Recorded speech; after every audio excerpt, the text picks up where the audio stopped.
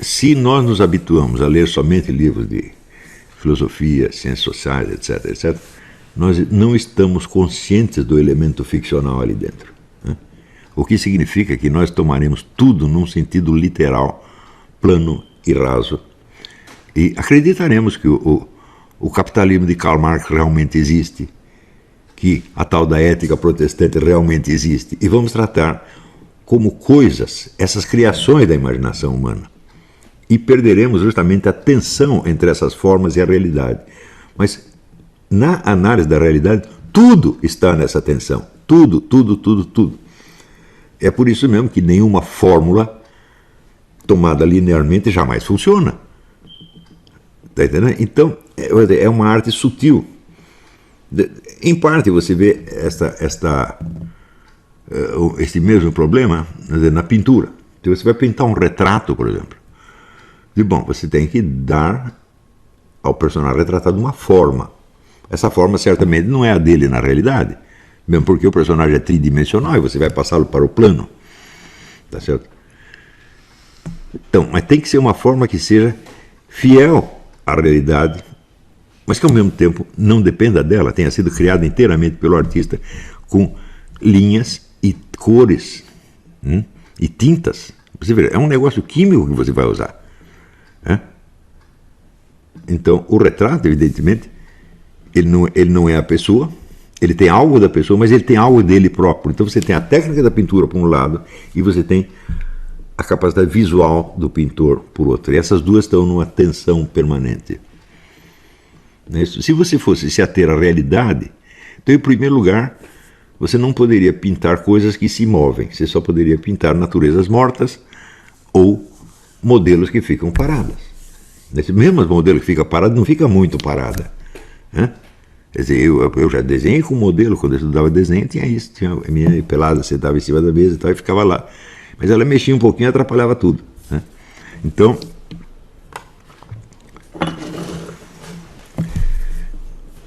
esse mesmo problema então, existe também, vamos dizer, na arte da pintura. Ou, se você tentar imitar qualquer pessoa, você pega um cômico que está tentando imitar, sei lá, um candidato presidencial, um personagem famoso, etc. Ora, a imitação tem uma forma, e essa forma não é a do personagem imitado, mas ela tem que conservar algo do personagem imitado. Do mesmo modo, em qualquer raciocínio científico que você faça, se você vai delimitar um campo para estudo, muito bem, eu vou ter que saber distinguir entre o campo do meu estudo e um outro campo. Então, por exemplo, eu estou estudando a coisa do ponto de vista físico-químico, por exemplo. Muito bem? Essa diferença existe na realidade? Existe em parte, mas em parte o elemento físico e o elemento químico se mesclam de maneira indiscernível, motivo pelo qual existe um treco chamado físico-química. Então, a ciência impõe à realidade os limites da sua abordagem, aquilo que os escolares chamavam de seu objeto formal. Então você tem o objeto material, isso, que é aquele objeto que você encontrou na realidade, e você tem o objeto formal, que é o que você vai estudar dele. Se você fosse ser fiel ao objeto material, 100%, todas as abordagens do mundo não seriam suficientes. Você vai estudar uma vaca, digo, muito bem, você vai estudar a vaca do ponto de vista, vamos dizer, biológico, zoológico, físico-químico, econômico, estético, não termina mais. Então você tem que fixar um ponto de vista. Esse ponto de vista está na vaca? Não, está em você, meu Deus do céu. Então é um negócio totalmente subjetivo que você está impondo à vaca, tá certo? Mas você vai impor essa perspectiva sem deformar o objeto. Então você tem também aí a tensão entre o elemento ficcional e o elemento real. Isso existe em todas as ciências. Se o sujeito não tem prática de literatura, ele simplesmente não sabe fazer isso. Porque ele vai acreditar piamente que o ponto de vista da ciência dele é a realidade. Eu digo, mas se o ponto de vista da sua ciência fosse a realidade, não existiria outras ciências, meu Deus do céu. E, sobretudo, não haveria conhecimentos científicos irredutíveis uns aos outros. Isso é uma das coisas mais lindas que tem ali nas investigações lógicas de Edmund Husserl. Ele diz que os objetos reais se compõem de aspectos que são irredutíveis a princípios comuns. Ele usa até a frase, ele diz: não existe uma embriologia dos triângulos, nem uma trigonometria dos leões. Ou seja, não tem jeito de você reduzir o leão a princípios trigonométricos, tá certo? Nem de você pesquisar a gestação de um triângulo no ventre da mãe dele. Então, o que significa que essas duas dimensões, esses dois aspectos ontológicos estão, vamos dizer, definitivamente e totalmente separados, eles não são fungíveis, né? Então, se você falar, e hoje em dia se fala muito de interdisciplina, eu digo, tudo isso aí é um idealismo. Interdisciplina significa que você vai juntar vários pontos de vista, tá certo? E vai filosofar em cima, é só o que você vai fazer, né? Não é possível você reduzir todos os conhecimentos científicos a princípios comuns, né? A famosa teoria geral da física, ela não existe e, na verdade, ela nunca vai existir. E se ela existir, ela não vai explicar absolutamente nada, né? Então, a tendência unificante do ser humano, ela nasce pelo fato de que nós estamos num universo ilimitado, onde os processos todos sucedem ao mesmo tempo e fora do nosso controle, e para podermos ter algum controle sobre o curso das coisas, precisamos isolar. Porque nossa ação é limitada, portanto, a esfera de ação onde você vai atuar também tem de ser limitada. Então isso quer dizer que em todas as ciências, em todas as artes, em todas as técnicas, em todas as ações humanas, você tem exatamente o mesmo problema do ficcionista. Você tem que criar uma forma para isolar o objeto e torná-lo pensável, torná-lo dominável de algum modo, mas, por outro lado, você não pode violar a complexidade da coisa impondo sobre ele a forma inventada. Então,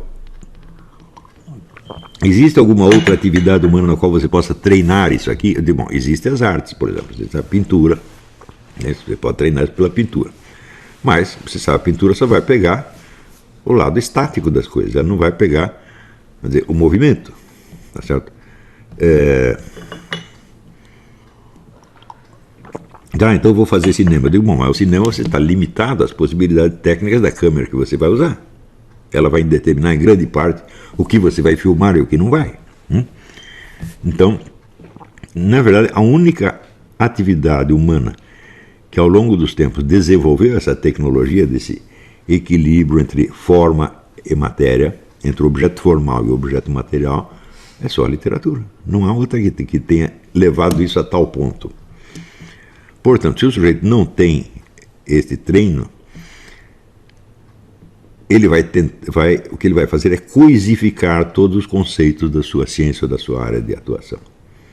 Então significa que ele está prostrado dentro desses conceitos como se eles fossem realidades, meu Deus do céu. É uma crença ingênua, né?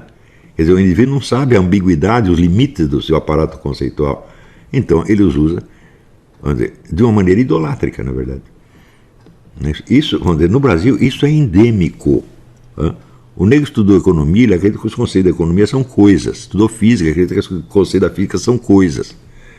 Se você pegar todo grande físico, ele sabe que não é assim, ele sabe quais são os problemas. Está cheio de ambiguidade, cheio de problema. Né? Mas, você vê, porque os grandes físicos eram todos camaradas de grande cultura filosófica, artística, etc., como Werner Heisenberg, Richard Feynman e outros. Né?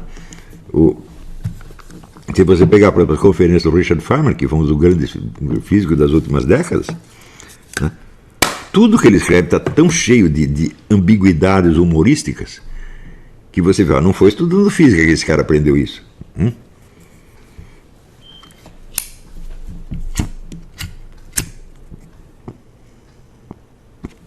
Então, esse é o primeiro motivo. Só existe uma atividade humana que dá a você o correto treinamento na tensão entre forma e matéria, entre objeto material e objeto formal. Só a literatura faz isso.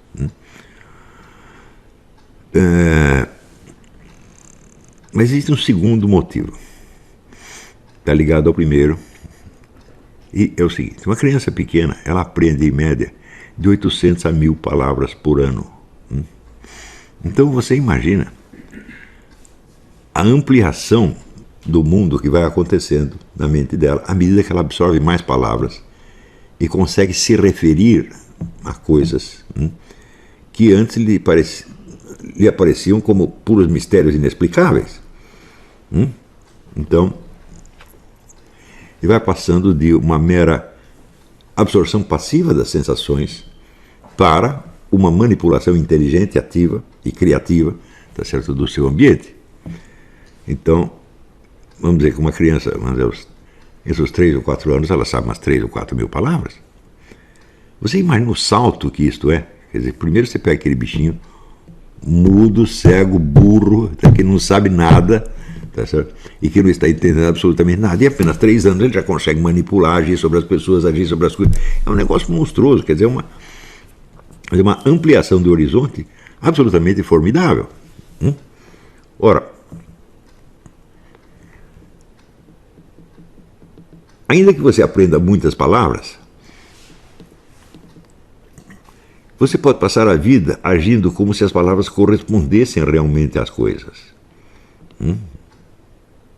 Então, a maior parte das pessoas hoje, no Brasil, usa a linguagem como se entre as palavras, coisas, situações existisse uma correspondência bionívoca.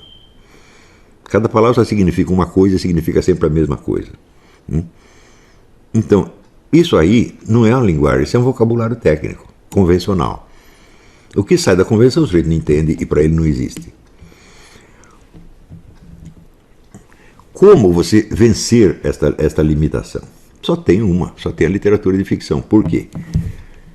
A literatura de ficção é a atividade que melhor dá ao indivíduo a noção da complexidade e riqueza da linguagem, justamente porque ela se compõe de histórias imaginárias. Se nós pudéssemos, vamos dizer, narrar apenas fatos acontecidos, tudo que nós narramos estaria limitado à nossa experiência pessoal. Não poderíamos ir além dela de jeito nenhum. E, portanto, não poderíamos nos comunicar com outras pessoas. É só através do imaginário que nós podemos sondar outras situações, outras possibilidades, outros estados de coisas, outros dramas. E justamente ao sondar isto, o escritor vai usar uma linguagem no qual cada palavra vai se carregar de novos sentidos que existem somente naquele contexto que ele está dando. Isso quer dizer, para cada obra de ficção, cada palavra usada tem um novo sentido que não está dicionarizado e que só pode ser apreendido naquele contexto. Se você pegar um exemplo extremo disso, os poemas de Stéphane Mallarmé, que são uma verdadeira maravilha, aqueles poemas não querem dizer nada. Você não sabe a que ele se refere, a que objetos ele se refere. Quando ele fala de cisne, você não sabe se é um cisne, fala de nuvem, você não sabe se é nuvem. E, no entanto, eles produzem uma emoção profunda. Isso quer dizer que todas aquelas palavras adquiriram para você, naquele momento, um significado emocional, afetivo, que só existe no ato daquela leitura, mas que, graças ao Mallarmé, se incorporam na linguagem geral. Está entendendo? Então, se você pega uma palavra simples, uma palavra chá, você vê que nos romances de Dostoiévski as pessoas ficam discutindo a noite inteira, tomando ou vodka ou chá. E em quantidades absurdas. Então, o chá está ligado, de algum modo, àquela atividade verbal e debatedora deles, está ligado à sua imaginação. Então, o chá passa a significar algo que não pode significar, vamos dizer, só enquanto vegetal. É um algo mais. É por isso que uma vez eu escrevi, eu digo, olha, só aqui nos Estados Unidos as pessoas bebem cafeína, porque eu bebo café. E o café, ele está ligado para mim, vamos dizer, aquelas longas noites no interior, o pessoal fica contando história de fantasma. O caipira paulista adora, não sei se outros estados também, mas o caipira paulista adora história de fantasma, passar a noite inteira bebendo café e contando história de fantasma. Então o café está ligado a isso para mim, está ligado a toda uma cultura paulista, tá certo? Ele está ligado a um determinado aroma do café, que o café não tem no café quando feito na máquina do bar. Está ligado a tudo isso é o café, meu Deus do céu. Agora, O americano só bebe a cafeína, então para ele tanto faz beber café, chá ou qualquer outra coisa que tenha cafeína, então ele está bebendo uma abstração, o que é materialmente impossível. Né? No entanto, parece muito científico isso aí. Né? Então você vai dizer que aquela bebida ela tem um efeito só pelos seus poderes, né, químicos? Não, tem muitas outras coisas que estão ali junto, né?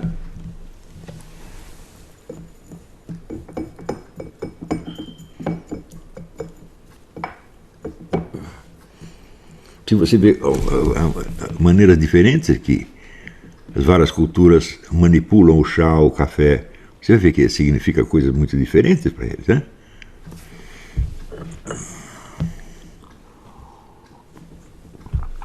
Por exemplo, o café árabe, ele tem de ser, como dizia o Maomé, tem que ser negro como a noite e amargo como a morte. Eu digo, não é esse café que eu tomo, né?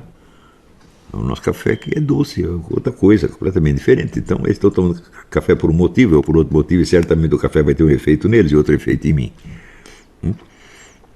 E assim por diante. Então, quer dizer que todos os objetos designados pelas palavras, eles podem ter diferentes valores, diferentes pesos semânticos, tá certo?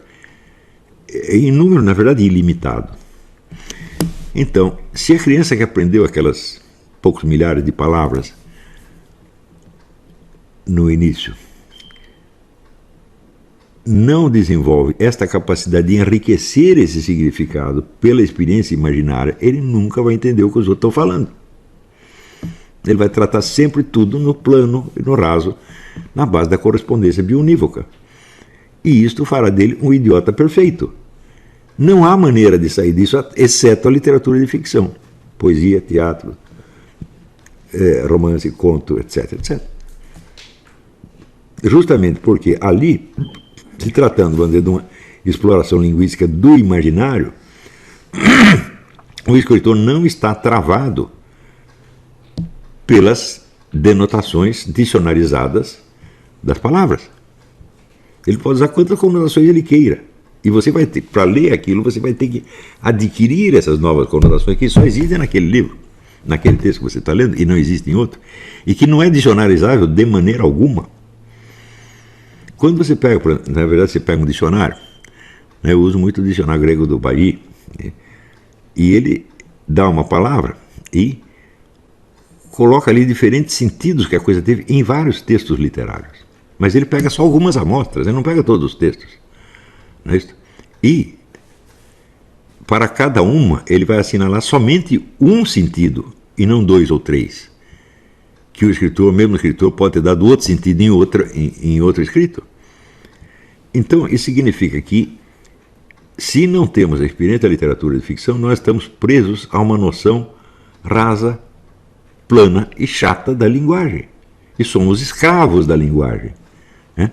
É isso que vai tornar as pessoas imensamente crédulas, porque elas permitem que as palavras tenham um efeito direto sobre elas, sem passar pela representação do objeto. Não precisa passar pela representação do objeto, por quê? Porque o significado já está fixado na mente delas de uma vez por todas.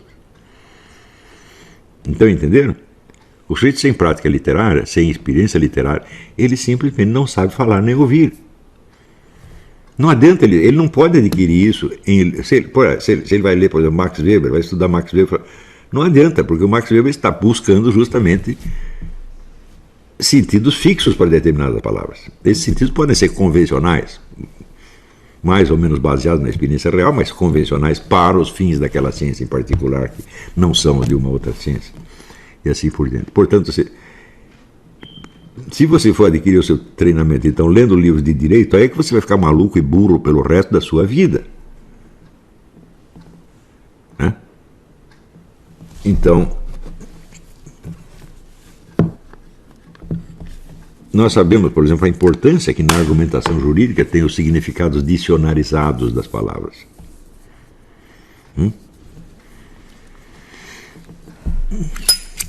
Então, sem experiência literária, você é um escravo do dicionário. Não tem saída, gente. Então, por isso que eu digo, a formação de qualquer inteligência começa com uma vasta e contínua e, na verdade, interminável experiência literária. E ela é importante justamente porque é literatura de ficção. Se nós fôssemos nos ater à narrativa de objetos reais, em primeiro lugar, teríamos que utilizar recursos técnicos da ficção. E, em segundo lugar, nós jamais poderíamos explorar esse potencial de novos significados que as palavras podem adquirir ao longo do tempo. Não é isso? Então, você vê que o fenômeno do analfabetismo funcional se tornou endêmico por causa disso. As pessoas leem jornal e leem os livros da escola e pronto, acabou.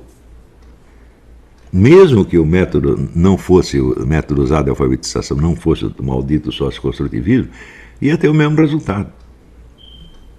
Deu para entender? Então é isso, vamos fazer um intervalo, daqui a pouco voltamos com as perguntas.